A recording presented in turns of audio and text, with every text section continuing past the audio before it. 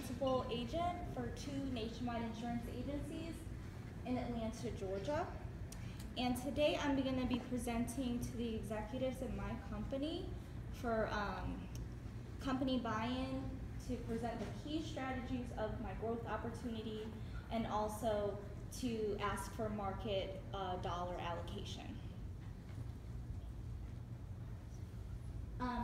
So today we're finding that more and more consumers are wanting to go online to deal with their personal insurance policies, not really wanting to deal with their insurance agents, which will mean that in the future, agency owners with brick and mortar offices will need to change their business model. Just to avoid becoming obsolete. Because of this, we're going to be moving into more of a consultative role with our customers, focusing on commercial insurance sales. There are 3 key points to my growth plan opportunity. First, we will be building a website to increase our commercial insurance sales. Right now, we have 30% of our total book size is commercial insurance, but over the next 5 years, we want to build that into 45%. So 45% of our overall book will be commercial insurance sales. That will increase our profitability of our agency by lowering our loss ratio, which affects our profit sharing bonus through our main carrier, Nationwide Insurance.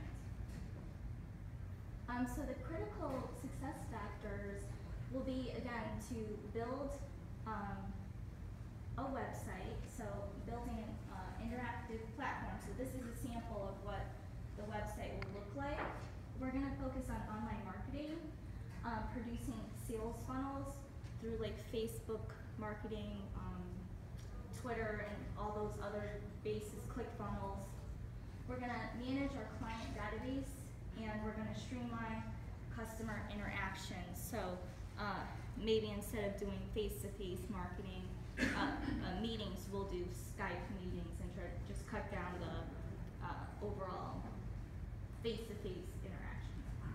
Our immediate next steps, we're going to research important information that we need to include on our new website.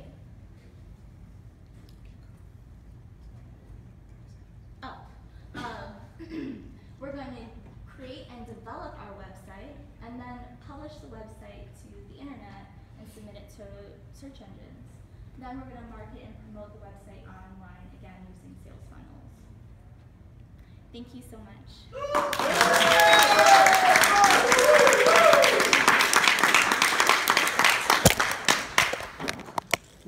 Yes? So it seems that the website is going to be most likely a new source of revenue. That is, people coming in and using it, and so it seems that you have quite a broad market spectrum to promote the new website to. Can you elaborate on that a little bit? Exactly. So what normally happens with insurance agencies, most carriers, like my carrier, Nationwide Insurance, will reimburse me for purchasing internet leads. And I found that that's not successful. What we do now is we market niche products, so we have different product websites specifically to increase sales. And because of that, we have found that just in using our own websites, they do generate sales. So to answer your question, we're just going to be targeting professions based on what the top level professions are in Georgia for small business owners, so like professionals, contractors, realtors, things like that. So that's who we'll be targeting. What's your strategy for keeping your existing client base? We have a lot of retention efforts. So I would say that more than 50% of our agencies, day to day has to do with retention. Now I can really go into this whole, but we do have a retention process. Yes. Have you identified a webmaster, somebody to create your I do it myself. I like to use Wix. I have about 10 websites on Wix right now. It's good for me. I blog, I upload that to Wix, and it's good. So I heard that there's a company out of Black Mountain. Oh, I'll have to give them a call. You mentioned the funnels, big fan of ClickFunnels and lead pages and all that. Is there any resources from Nationwide? Some of my insurance agents always bust my shop. They're sending me different emails and funnels. I don't know if he's getting that from a national service through Nationwide, or the resources that they support you in lowering your costs to purchase, ClickFunnels or whatever, is a few $100s a month. Is that totally fine? Okay, so not to get into too much of my contract, but they only want you to purchase what they want you to purchase, who they have relationships with. And that's what all the other agents are doing. And what I do is create my own stuff that I own and that I can control and see what's actually happening. Not in Nationwide can't see it. They'll have to ask me for the report, so I really don't want them all up in my stuff. You know? Right. You mentioned something early on about loss ratios. What was that about? I didn't understand that. Okay, so what happens is when our clients file claims, okay, it affects us in a loss ratio. So it makes us want to write profitable business. Because of that, we will have a low loss ratio. The target is under 45%. I'm at a current 50% loss ratio. So all premium dollars that I bring to Nationwide, 50% of that have losses. So 50% of what I bring in go out in losses. Did that answer your question? So it affects my profitability. Okay.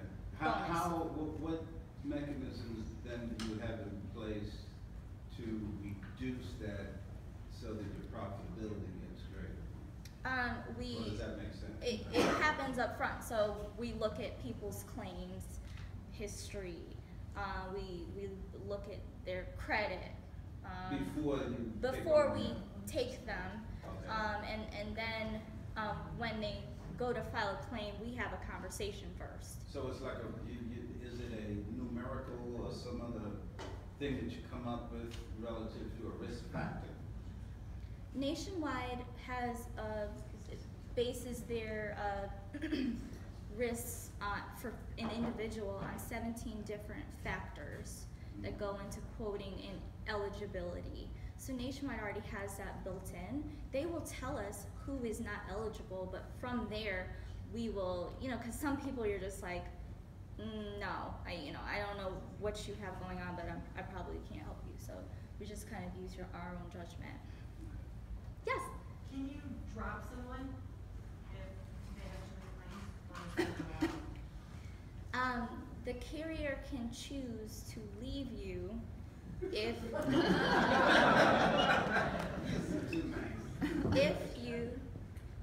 no. So I myself, as an agency owner, cannot drop you unless I find something that happened. And for example, one of my clients bought a house and she bought it, it was fine. 2 weeks later, she's filing this massive water claim. And it's like $30,000. So I called underwriting. I'm like, hey, there's going to be more problems at this house. We're still in our discovery period. We need to terminate the agreement. But if you are past the 60-day discovery period, you cannot be early termed unless they discover fraud, okay? So it would have to be a non-renewal. They will non-renew you at the end of your term. Any other non-insurance related questions? Okay.